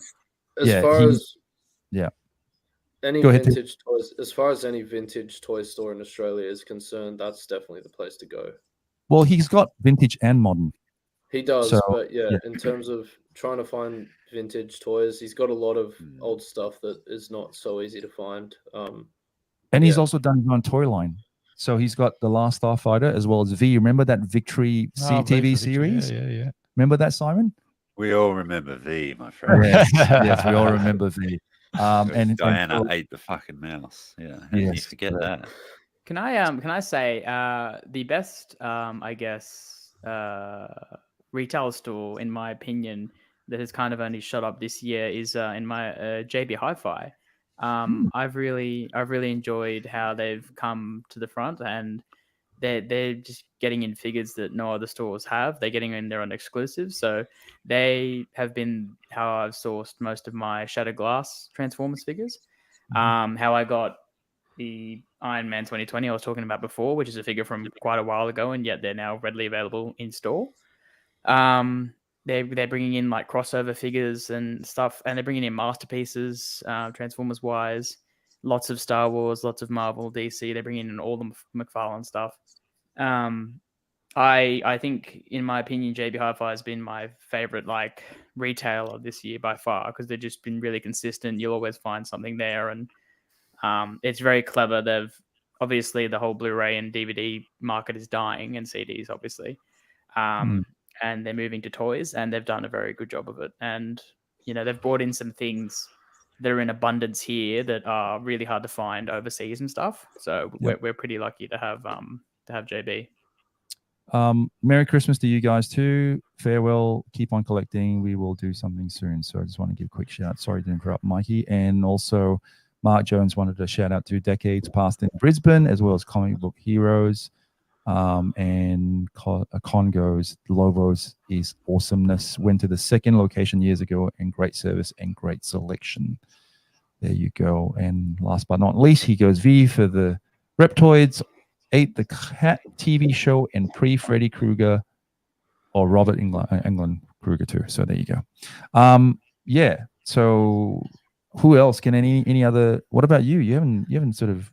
Angel Grove is definitely one. Yep. Aussie Sci-Fi Collectibles. Ooh, Aussie Sci-Fi. Yeah, Star Wars. Yeah. Yeah, I've got a few bits and pieces. I think for me, it goes back to what Andrew was saying. Like, if you've been burnt enough times, you generally just tend to stick to the guys you know and trust. It's like I'm very wary about anyone new. You know, like yes. There's you know what I do now? I look at the model as to how they do their pre-orders.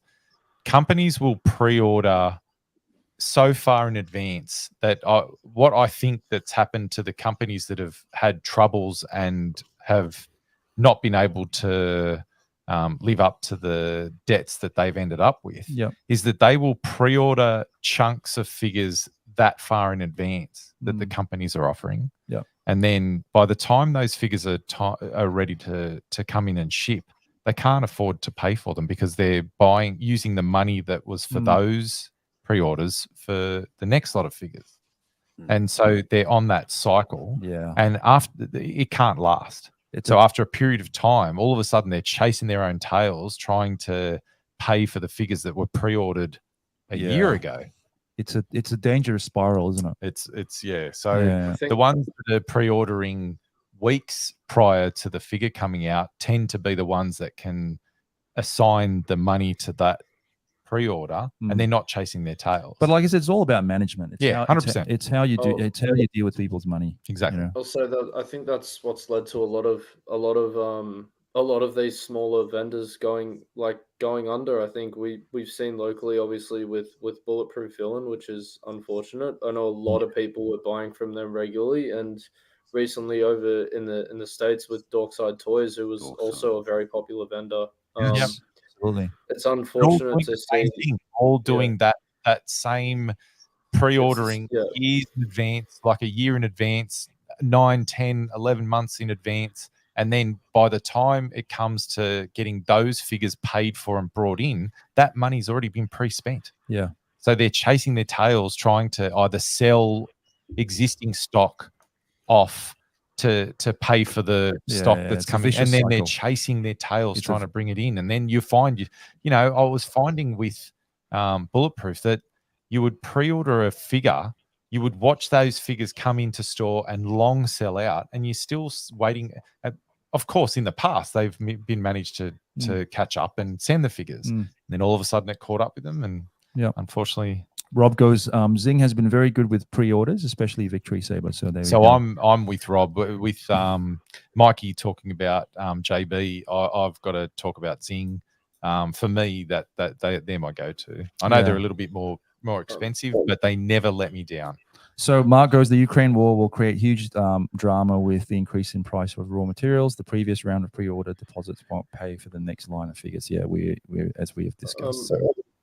One more vendor I wanna speak to. I think especially when it comes to pre-ordering the stuff. A guy who I bought a few third-party Transformers from. I got the Fans Toys Insecticons reissue, which I was happy about, through a guy named Dan Yu, who runs his company, his store. I think it's called Botsman Zone on Facebook. He asks for little to nothing in terms of your pre-order deposit, and he always comes through. Customer service is A1, always super transparent with how things are going.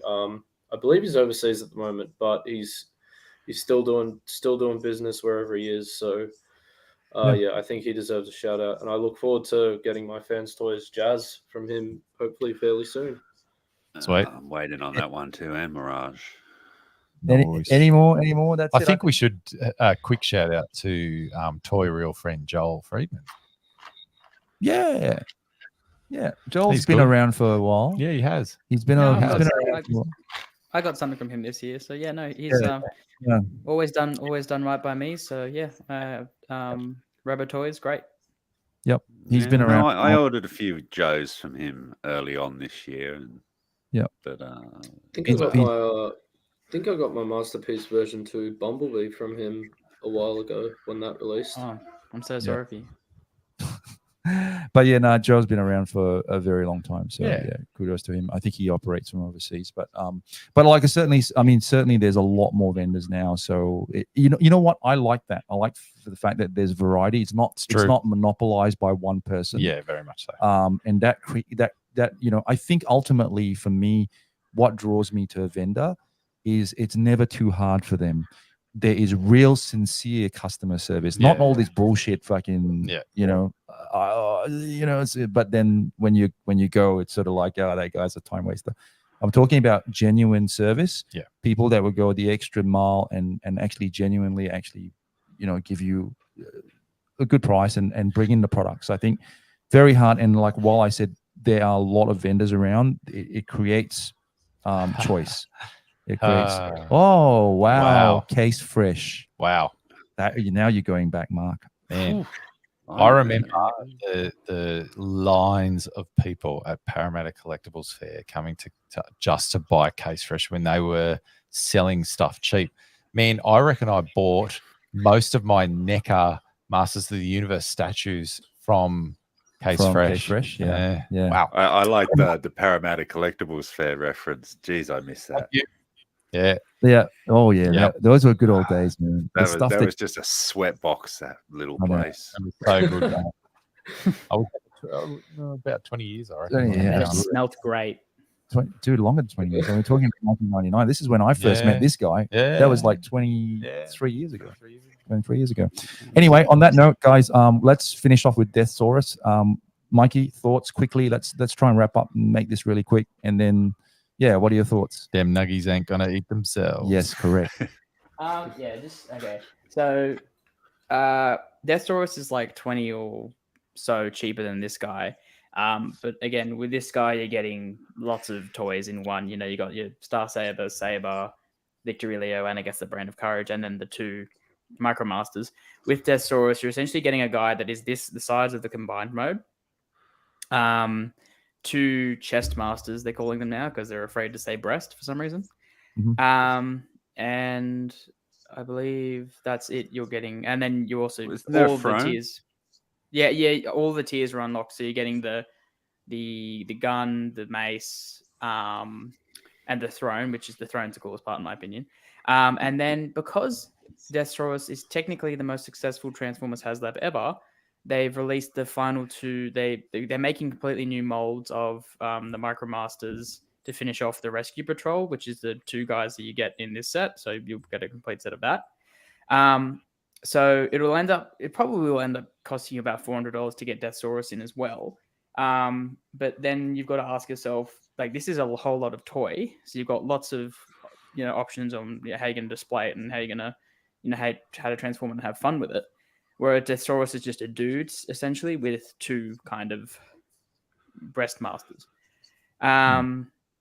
So I'm going to get it because I just think he turns into a giant chicken monster.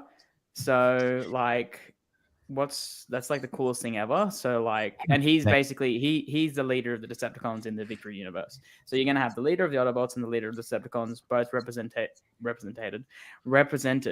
in well, he's like massive commander class forms. He's a big toy, like the size of this put together. So you've just got to ask yourself, is it worth just paying almost 400 AUD for one figure as compared to like the amount that you get in this one set? So I think personally, yes, because how else are you going to get him? And he looks really good. He does everything that Deathsaurus should do and comes with everything that Deathsaurus should come with. So yeah, I personally think he's going to be worth it. I just think he looks amazing. And apparently as someone in the comments said before, they're going to learn from the mistakes they made with this guy. So yeah, I think, and it was the most successful HasLab we've had so far for Transformers wise. So So he's there's definitely tech- funded and everything. Oh, he's 100% funded. He good. almost, I think, more than double. Wow. Yeah, his Very- initial goal. So if everyone got this guy, and there's going to be more Death Sauruses than actual sabers, Victory Sabers. So that's So interesting. Con made a quick comment. He said, "Yes, so years ago, I got fed up of waiting for Death Saurus and custom made his own out of an oversized Grimlock. I can send either Mikey or Clinton photos of my custom to show you guys. Please, Yeah, send it definitely do. for sure, Con. 100%. Definitely. I was gonna say quickly that when because there's going to be a significantly more amount of death sources than there are Victory Saber, especially with the whole incident with that shipment of Victory Sabers falling off the boat. So a lot of people not actually getting the ones that they ordered and having to already chase it on the aftermarket because Victory Saber, and that's why Victory Sabers already shot up so quickly on the aftermarket. When people do get that Death Saurus in, there's going to be a lot of them chasing Victory Saber to go with it. Yep. Absolutely. That's Yeah. true. All right. Well, but yeah, like, so I mean, he's pretty cool by himself. Like if you just got him by himself, he's a giant chicken monster in dragon mode, and then he's got these two cool little partners that can attach to his chest. So chicken monster doesn't want he's a giant. He is a giant. He's a giant chicken monster. It's fantastic. His name's Death Saurus. I reckon how's that not cool? And he's the most death metal name ever. So I think he's cool just to have by himself. If you have this guy, I mean, it should be a no-brainer. Get Death Saurus. I mean, if you could. But yeah, I think he's cool. You just got to ask yourself. You're not getting as much toy as compared to Victory Saber, but you just got to make that decision yourself. Okay. I want to wrap up with a few things and 2 points. I think first I want to thank everyone for tuning in tonight. All the boys, always great to have, like I said, you on. Talon, great to have you on. 2 things. I want to let the viewers know that we will be doing the best of 2022. Yeah. It will be a massive episode. Yeah, looking forward to it. As many Tutorial Crew guys as possible. I know Cookie's going to come on. I think Chris is going to come on. Talon. Literally everyone's going to dial in, and then we're going to basically go through the best of 2022. That's one point. The second one is I think it would be interesting to then see what our picks would be collectively. And then I think Simon's idea was also the top brands or the best brands for 2022. I think that will be also and the biggest disappointments too. The biggest. You got to take the good with the bad. Yeah. We don't want to be too naysayers but too critical, but we're quite realistic too in terms of someone saying some things work and some things don't. Constructive criticism. That's it. Yeah. But opinions don't pay bills, man. That's another thing. That's why we should only maybe talk about the best. Yeah.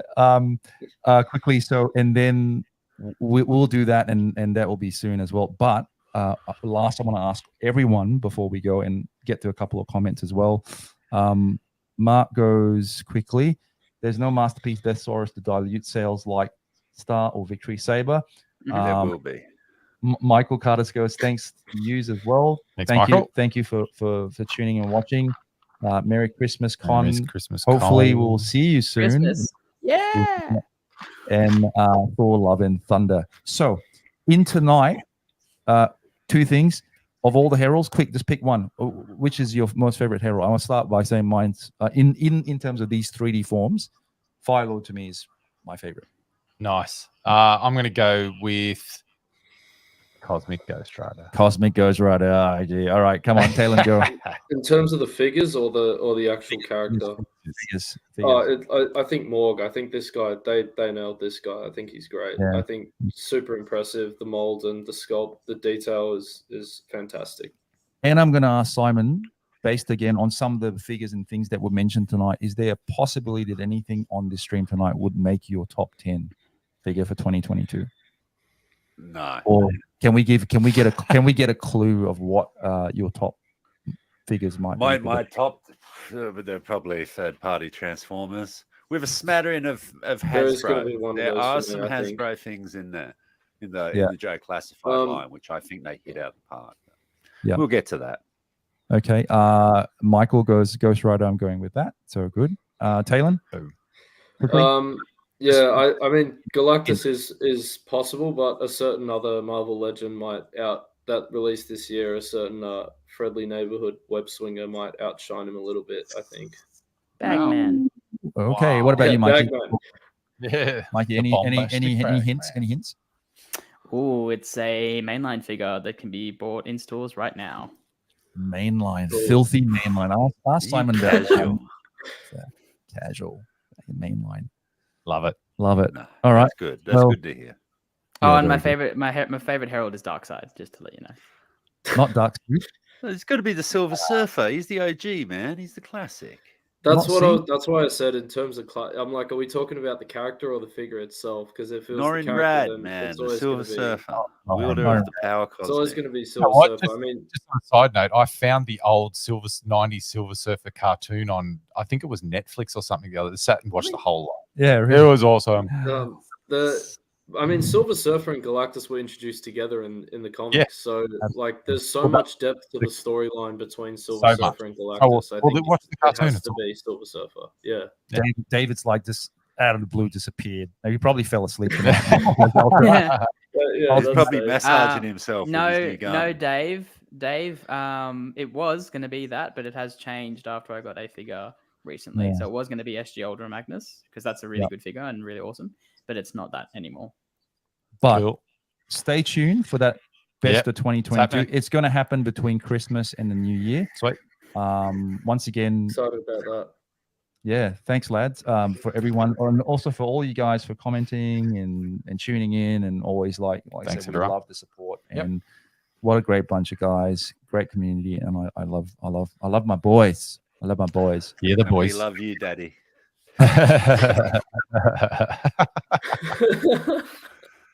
Very good. Yeah. Very good. So don't He's the forget, oldest. He's the oldest one here. So He's fair the enough. big daddy of Toy Reel. He's the man with the light up board and pushes the buttons. So he's the in line up charge. board. I just push buttons all the time, man. You've got the board with all the candy colored lights on We're it that you press. the heralds of Clinton. Yeah, we are. We are. So- Okay. Rob, yep, thank you. Yep, thank you for always tuning in. We appreciate your input as well. Dave, we love you too. Merry Christmas, Rob, and thank you, Mark, and everyone. Merry that's- Christmas, everybody, and Merry a happy Christmas, New everyone. Year. And on that note, don't forget to like, share, and subscribe, and Do it. also make sure you click the notification button, because if we get anything else, we're always Posting. posting. Yeah, definitely. And Yeah. happy Everybody collecting. get a grail for Christmas. Actually, we Yeah. will talk about grails in the next episode. Woohoo. Oh, grails. Okay. Awesome. All right, guys. Thank you so much. And yeah, I better call it for the night. It's been 2 glorious hours of us just ranting about the best things in the universe, and that is toys. What Yeah, great toys. therapy. We love our toys. Toys. Good night, fellas. Good night, everyone. Bye. Merry Christmas. See you, Bye. everyone. Merry Bye. Christmas. Christmas.